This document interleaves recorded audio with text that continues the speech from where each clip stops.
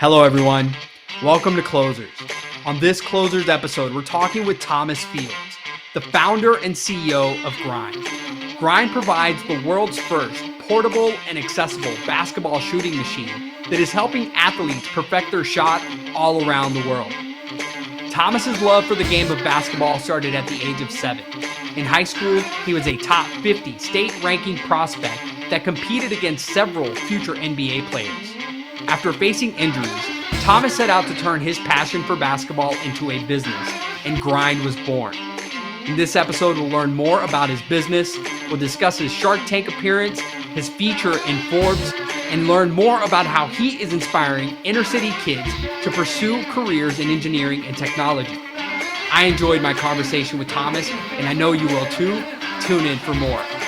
This episode is sponsored by Outfield. Outfield is a performance-based CRM company for winning sales teams. At Outfield, they know that sales is a sport, so they provide the one tool you need to stay on top of your game, a gamified CRM that optimizes your productivity and maximizes your performance. If you're looking to add a competitive boost for your team, visit outfieldapp.com and use the promo code CLOSERS for 10% off. The Closers app is a gamification platform that has proven to increase productivity, boost performance, and create a friendly competitive environment for sales teams of all sizes. Now sales leaders can motivate, challenge, and reward their sales organization with Closer's sophisticated rating system that helps quantify the work attributes of your sales reps, allowing managers to better coach and assess their team. Research shows that gamification and friendly competition can drive team morale and camaraderie. The Closers app is a total game changer. Download the app now and take your team to the next level.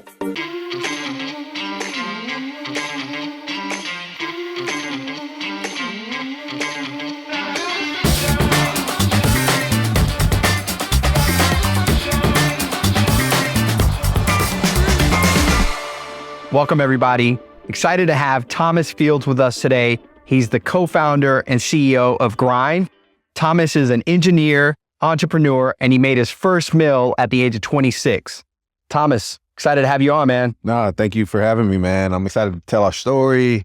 Yeah, thank you. Yeah, man, you've accomplished a lot in a very short amount of time. So we'll get to it.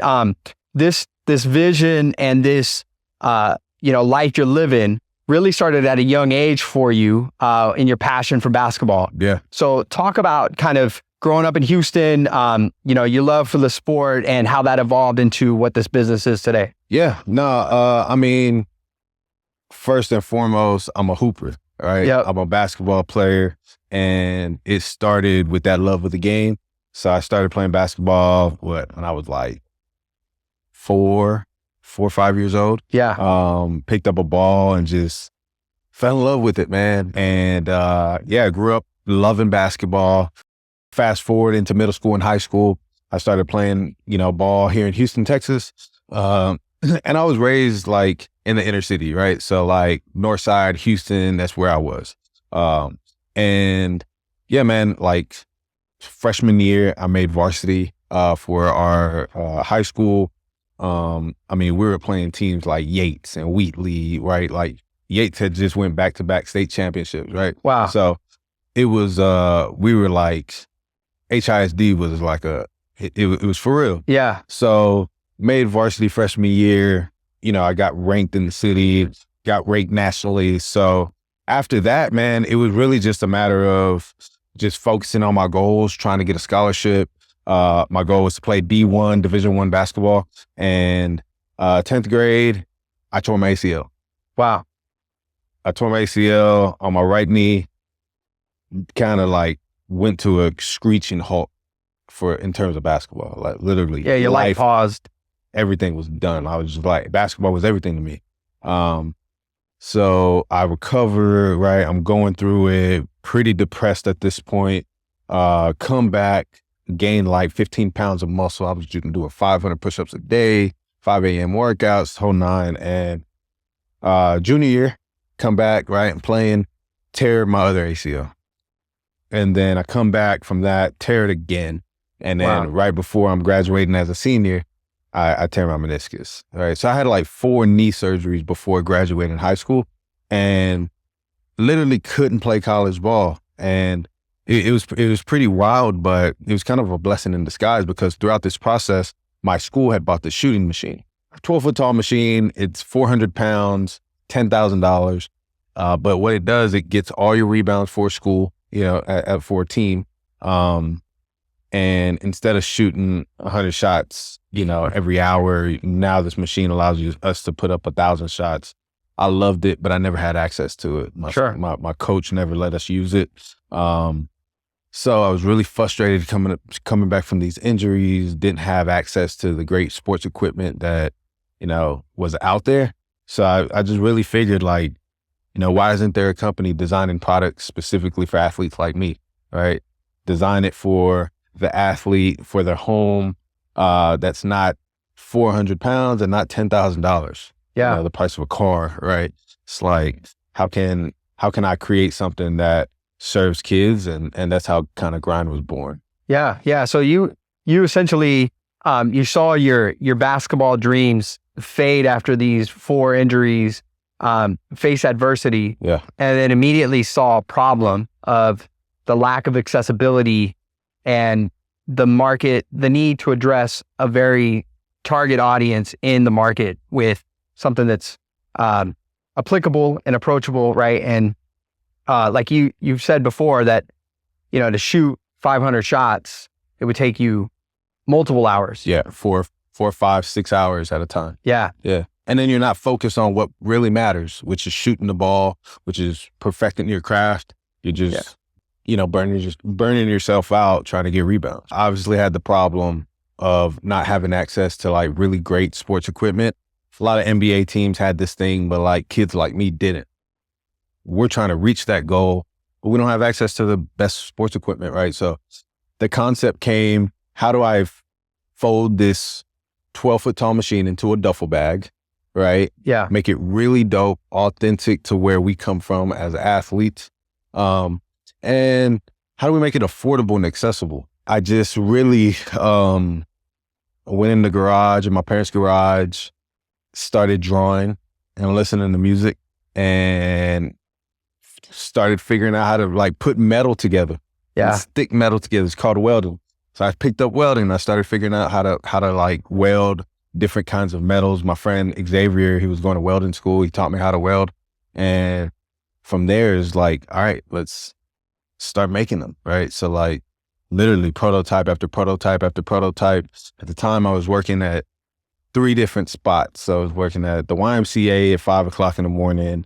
Then I would go to Raising Cane's, all part-time jobs. Then I got a job at the car wash, shoveling mud out of the trench, literally out of the trenches, out the mud.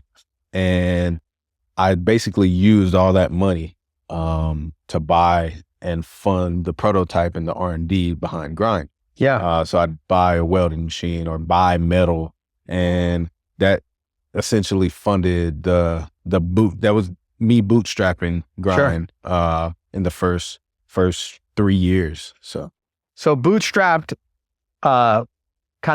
you bootstrap the company, you build these prototypes. You mentioned it took several prototypes to get to several hundred, maybe. Several hundred. Wow. Yeah. I mean, especially if you count the iterations, right? Yeah. So a lot of times I didn't have the money to build a completely new prototype. So I'd build 1 to 10 prototypes, right? All at various different time frames. But the iterations that went into each one is definitely in the hundreds for sure. Sure. Yeah. Yeah. And so this is self-taught, self-funded. And then once you had that prototype that you knew was okay, I've got a product here. Kind of walk us through from that to, actually building Grind and what we know today. Yeah. No, I mean, definitely don't get it twisted. I was raising capital. Sure. I failed to raise capital for whatever reason. Maybe I didn't have the background, or I didn't look or if, whatever the reasons were. Yeah. I just wasn't able to raise that $500K that I needed to get off the ground. So I had to self-fund it and self-teach and do all these things, right? I built a team around me to kind of say, hey, this is the team that can actually go out and execute this. But we, maybe still didn't have the backgrounds or didn't look like the right founders or whatever the case is. So yeah, it was definitely a struggle to like raise capital, and it wasn't like a choice that I wanted to do. It was kind of like something I had to do. You build the product, you build the brand. Talk a little bit about your early success and some of the partnerships you established, because you got one of my favorite and one basketball players to co-sign, right? Yeah. And so talk a little bit about that. Man, is all about building that team, So like early on, I was literally working at Raising Cane's. A guy reached out to me, said he loved our brand. It was on Instagram. His name was Maurice Elrod. So I call him Mo.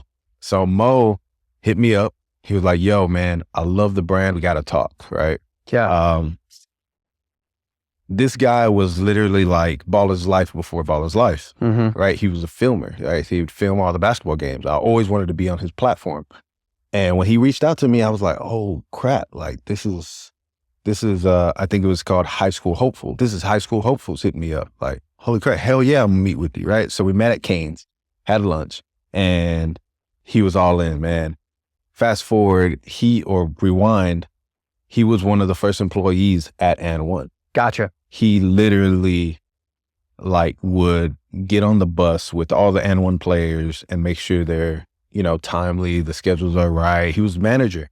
Yeah. So he knew the professor, he knew AO, he knew Escalade, he knew everybody. Yeah. And it wasn't the reason like I instantly worked with him, but like his connections early on, especially as we were launching Grind, were instrumental in how we grew the brand, and getting cosigns by guys like that is because of his relationships. And again, it goes back to building your team around you early on. It's like you have to have the right players on the team. Love it. Absolutely. We talked about that earlier, right? You got to build that team with those that complement your skill sets, that 100%. have, different pieces of the puzzle. Yep. And Mo had the experience piece, right? He had years over me. Sure. Right? So there's no way in my lifetime that I could have built the relationships that he's built and can call on somebody in an instant and say, yo, let's make this happen. Yeah. That's awesome, man. So you launch Grind, you get the product out there, right? You start off with direct to consumer, right? You essentially pre-sold units, right? As you were building all of this. And then you came across some notoriety, right? It serves me right. You mentioned that your wife, she got you on Shark Tank. So talk a little bit about that. Yeah. So we launched in 2020, 2 weeks before COVID hit. Okay. March 1st, 2020, Grind launches, right? Wow. The Professor video comes out, goes viral, over 1 million views, using the Grind machine, me and him in the video. It was great, right? I'm on my way back from LA after shooting with the Professor, and everybody's wearing masks at the airport. So we're just like, I guess everybody's sick or scared, or we don't know what's going on, right? And me, my wife, and Mo are coming back from this flight. Well, a week later, after we're in Houston, the world shuts down. Rodeos closed. All the events we had lined up for our launch, because we had launched 2 weeks ago. Yep. Shut down. Wow. It was madness, right? World's literally coming to an end. And we had to switch our strategy literally mid-launch, 2 weeks after our launch, literally pivot our whole strategy to completely online, and pre-ordering or pre-selling these units. So Professor was our first kind of viral video. And then from there, we just doubled down on it, right? We started creating more content, highlighting the stories of athletes. I'm huge on stories, telling authentic stories. So we worked with Bryce Griggs. Now he's with Overtime Elite. Yeah. Beautiful kid, beautiful story, beautiful family, man. And it was awesome having Grind bring the production crew and tell his story and it was named, the series was named Locked In. Okay. So we did a Locked In story on me, a Locked In story on Bryce, and a couple of other folks. But that was our thing, is like telling stories, right? And really pushing it on social. But anyways, after we launch, we're picking up traction. My wife applies behind my back to Shark Tank. I don't know, right? I'm working on production, literally trying to deliver these machines. And she says, check your email on the Shark Tank. Wow. So I go through the process. They accept us. They fly me out to Vegas, and the rest is history. That's awesome. So let's cover a little bit about that, because you had a phenomenal episode on Shark Tank where, you come out, immediately you get Mark to start shooting free throws, right? He's shooting up, throwing up some shots. And then immediately he just like goes into close mode, right? He's like, all right. But then, your interaction between him and Barbara, like that whole, like, talk a little bit about that, and, give us some of your thought process as you're going through it. Cause that deal happened real time, like on that spot. No, it was all like legit. It was all authentic. As soon as you go out there, you're literally just like in the middle of the ocean. But overall, man, I think just that experience was second to none, man. That experience of going out there, laying it all on the line, being in front of millionaires and billionaires. It was great, man. It was a great feeling. And going up there with confidence and really knowing the numbers behind Grind was really important. But like I said, it was real time. You're really negotiating. Nothing scripted except your pitch, right? Sure. But like they can ask whatever. Yeah. So as soon as I was done pitching, it was just like us. Mm-hmm. Like literally the cameras kind of disappeared for me. And I was just talking to them.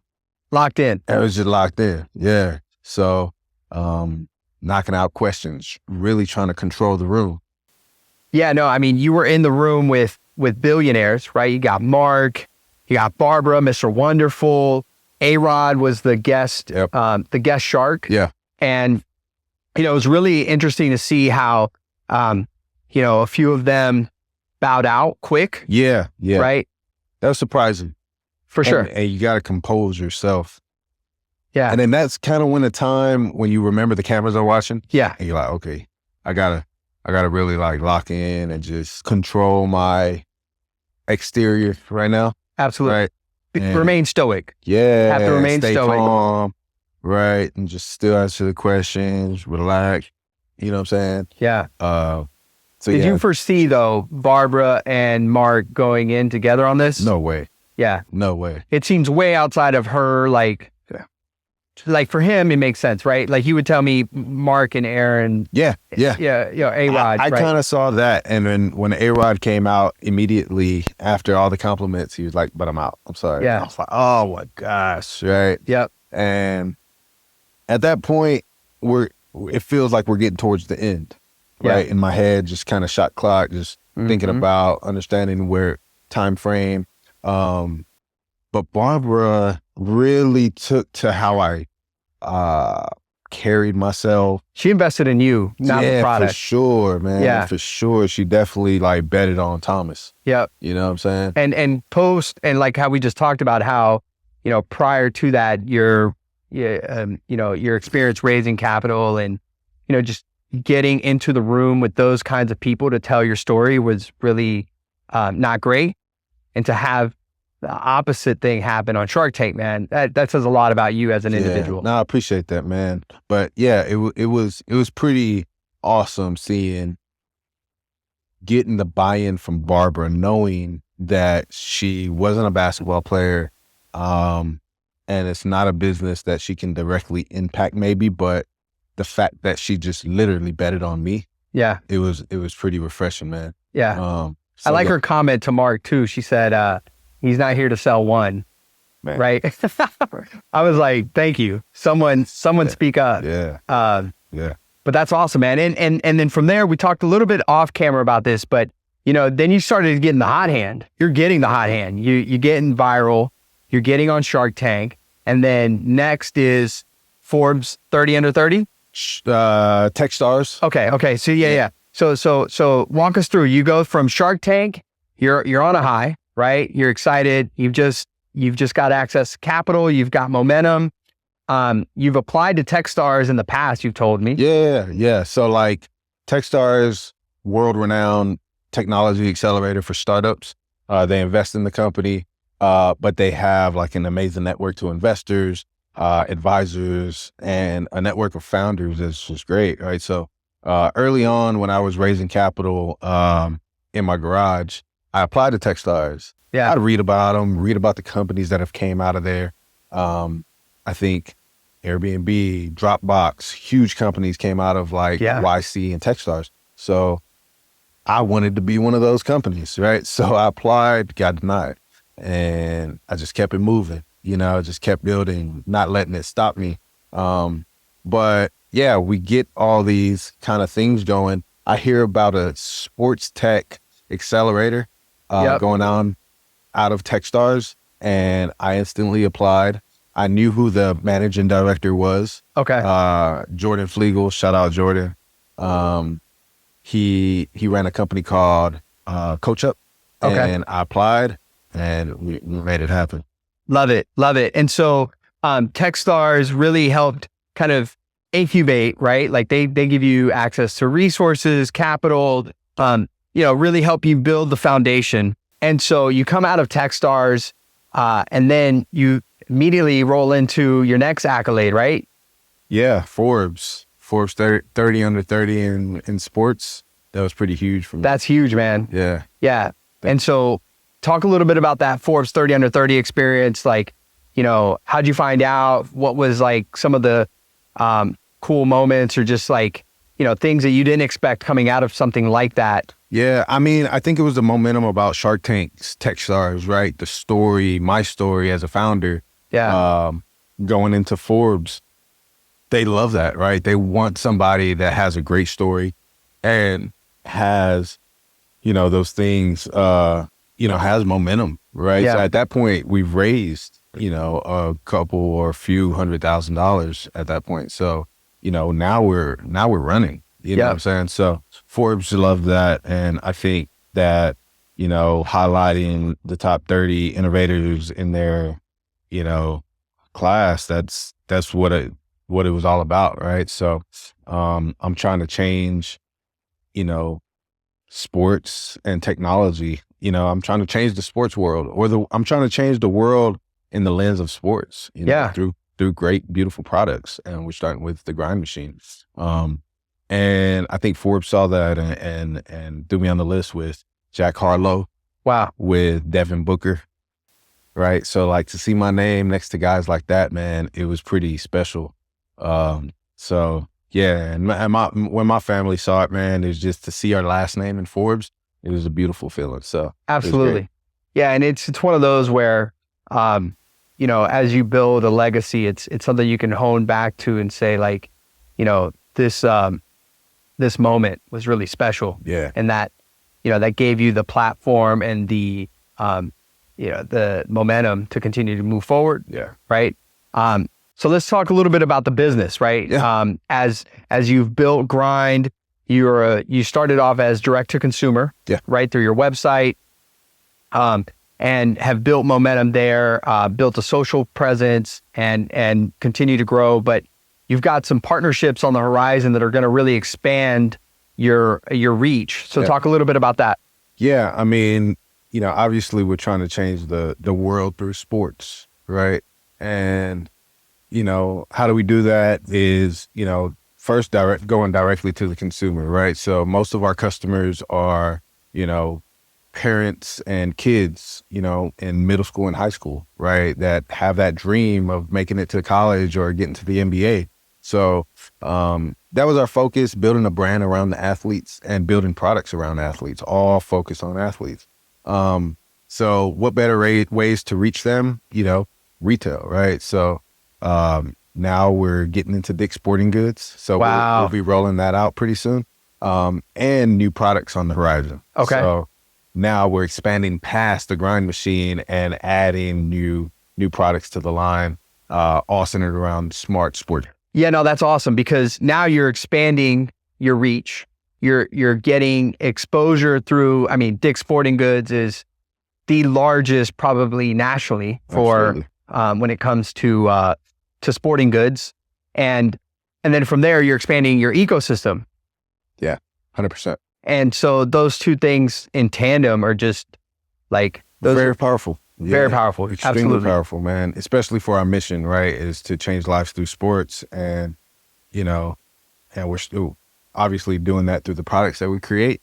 So it gives us a platform to just reach more kids and inspire them to be engineers if basketball doesn't work out, right? Like maybe Grind introduces you to like product design somehow and inspires you through our designs. Absolutely. Right? That's kind of the goal for us. It's just to inspire greatness through sports and like, you know, show kids that they can do more than just basketball if it doesn't work out, and find a passion doing something else and building great products or companies. So absolutely. And I think to kind of bring it back to your point is sports is typically where young adults, kids learn how to, operate in group settings. They learn a lot of their core social and soft skills Absolutely. in those areas. And so having accessibility is really key to driving their confidence. Yep. Right? Because at the end of the day, like you want to build confident young adults or young children, right? That become great adults. Absolutely. Yeah, man. So, I mean, I'm inspired by my son now. He's 8 months old. Wow. Going on 9 months. And just to see him grow, you know, from being born to now and the things that he's doing, it's, you know, and thinking about, you know, I started Grind for myself to solve my own problems. Yeah. Now it switches, you know, switching and things are changing in terms of why I'm doing it. Like my why is kind of changing, right? It used to be me as a kid, right? I was 19, 20, right? Now I have my own kid, and it kind of feels like I'm building the company now to, you know, serve him. Yeah. And, you know, millions of other kids, right? So it's a beautiful shift between like intention, right? And definitely. Hopefully we have a Grind Kids coming out. Yeah. Kids line. And one thing, just to talk really quick on the business side of the vision here is something that I'm sure early on you didn't think about, but as you've evolved your strategy, you know, your investor decks have grown, right? You've matured there. The addressable audience that is the youth sports market, huge. Yeah. Right? Yeah. We talked a little bit about this when early on in my VR days, I was working with a company who was creating VR baseball simulation software. Oh, wow. Yeah. And they were going after the major league players. Yep. Right? And the major league teams. That's saturated. There's only 32 teams in the league. Where do you go next? Right. Then they moved on to collegiate sports, which great. But ultimately it's about getting those players that are 12 to 21. Yeah. And they're really trying to hone in on their skill sets. And ultimately, every parent's vision is to have the next LeBron James. Everyone's, you know, waking up at 5 a.m., taking their kid to go shoot at the gym because that potential. Yes. And so you're driving that vision and accessibility to that audience. Yeah. Yeah. 100%.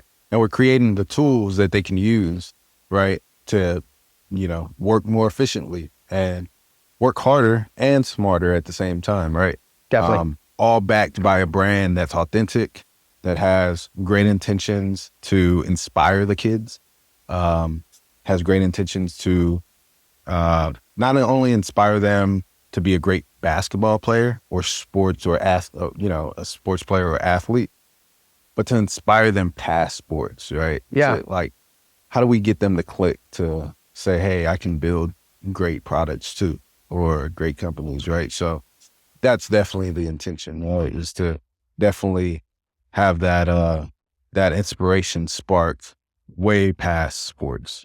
Love it, man.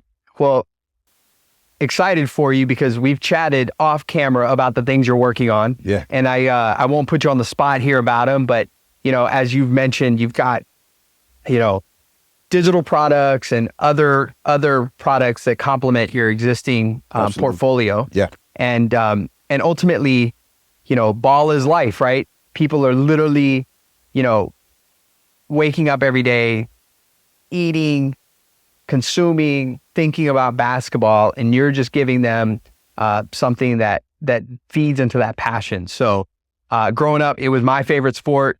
I grew up with the ability to watch the GOAT, right? MJ. I saw him put up 6 rings, wow. right? And so for me, it's always been something that I've always resonated with. The game of basketball, it's a great team sport. Yeah. It has a ton of finesse in the game. Good, man. You could tell a basketball player just by how they walk and carry themselves. Absolutely. And also for me, the 90s was like that golden era where like basketball and hip hop merged into this just like culture mesh that will forever just be who I am because of it. Yeah, special. And so, I love everything you're doing, man. And I'm excited to see where you take this next. I'm excited, yeah. I could see just the vertical aspect of this business and every kind of piece of the puzzle you can touch. Right. So I'm a fan, and I'll continue to fan your flames while you're Thank you, man. on this mission. So we need it, man. Thank you. I appreciate it. No, it's exciting. It's an exciting mission, exciting company. And yeah, man, again, we just want to change the world through sports. Yeah. And give these athletes what they deserve. I feel like we dedicate our life to this sport or sports in general. Yeah. Right. And where's the company that's like literally, giving us the products and the tools that we really deserve, that are beautifully designed, simple to use, and designed with intention. Yeah. So hopefully we can be that and live up to that mission. So one last question I've got for you is that, one thing that I commend David Stern, who took on this initiative, and Adam Silver, who's continued progressing on it, is the ability to make basketball and the NBA a global sport. Yeah. Right. And so really, when you think about your addressable audience, your total addressable audience, right, it truly could be tens, if not hundreds of millions, right, who love the sport of the game. So forward looking years from now, like, how do you look at, expanding internationally? Like what does that vision kind of mean to Grind if you were to kind of daydream today about it? Man, I think that, Grind it's much, much bigger. Even the word grind, right? The brand, It represents more than just basketball. It's a mindset. It's a lifestyle. It's a lifestyle for sure. It's who you are. You know what I mean? You can't really, I can't help but think of Nipsey Hussle. Yeah. I literally played that song, Grinded All My Life, on my way here to get me hyped for this. Yeah. I was listening to it on the computer. Yeah. Yeah. Yeah. And it's just like, it's a mindset. It's a lifestyle. It's in your heart. It's in your blood. So it expands past basketball, right? But I do think that we, as a company, as a founder, focus is extremely important. So we're going to double down on basketball for, I don't want to say forever, but like literally that. It's a core pillar of. It's an extremely, huge pillar. It's the first pillar, right? Yeah. It's the foundation of Grind, right? And when I think just years in advance, man, it's I do kind of envision a Nike headquarters, right? But it's Grind, and we're building great products for athletes, all centered around athletes and athlete performance. And maybe it expands past basketball, but I think, if I think about like the next 5 years, it's definitely very centered around basketball and how we can attack that market and really be kind of one of the biggest brands in the space. Yeah. Building great products. Yeah. Love it. Love it. Well, Thomas, thanks for coming on Closers. Your story is inspiring. You define the word closers, right? Like you are a closer. Appreciate it. I read the book. I read the book about, was it Kobe? Yeah. Or Relentless, maybe? Yeah, Relentless, and it's talking about closers, man. So absolutely, man. I Listen, appreciate you. ABC, always be closing. Always, man. Yeah. So, great. Yeah, for those that tuned in, thanks for checking us out. Please make sure to like, comment, and subscribe for more Closers content. We'll catch you next time.